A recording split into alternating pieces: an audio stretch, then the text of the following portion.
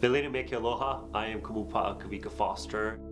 So I'm going to be offering 4 specific workshops at the Good Spirit Festival.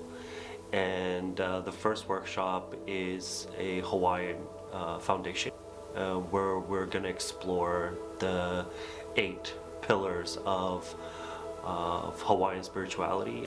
Ho'oponopono, which is a process of forgiveness and bringing ourselves into alignment.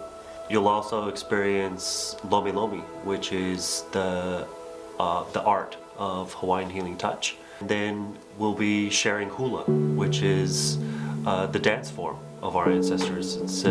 It's also a form of prayer. It's a form of communicating with our ancestors and also allowing our ancestors to communicate through us.